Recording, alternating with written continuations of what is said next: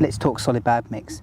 I prefer to have pellet in my solid bag. Sometimes I crumble up a little bit of boilie, but I'm just going to show you how I prepare my solid bag mix. It's a really good tactic for this time of year when you're sort of following around fish as they're starting to wake up in the spring, and just whacking a solid bag out there. Obviously it's really good in weed as well. It's just a really good whack it anywhere rig, and I like to have a sort of mixture of pellet, all different sizes. So what I've got here is our small multi pellet, and there is many different types of pellets and different sizes in here, and I'll show you that in a sec in close, but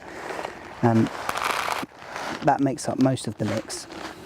Then I use our Pellet Booster Oil. This is a really sort of fishy oil, and I like to coat this up, and it draws fish down from all the layers down onto your spot, and I let it soak in.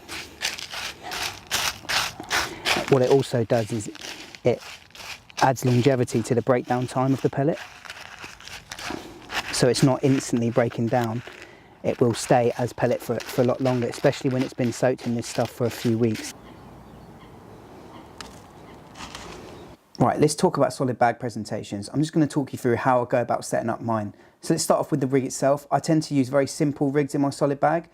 This is a 3-inch pop-up rig, little shot, wide gape hook, very, very simple stuff.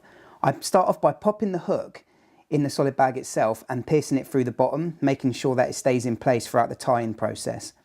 I then start filling the solid bag with our micro pellets. These ones have been oiled up, so they leave a nice stinky mess down at the bottom. I keep filling the bag the whole time, making sure it's compact, and using the lead itself to press down on the pellet, making sure it's as compact as possible. Once you're happy with the amount of pellet that you've got in the bag, I then twist it round and tie it off, making sure it's tight with some PVA tape. Now the final steps are really just to neaten the whole thing up. So I start off by cutting off the excess PVA and then folding the bottom corners, making it as neat as possible so it'll fly through the air perfect. And there you go, your perfect solid bag presentation, solid as a rock.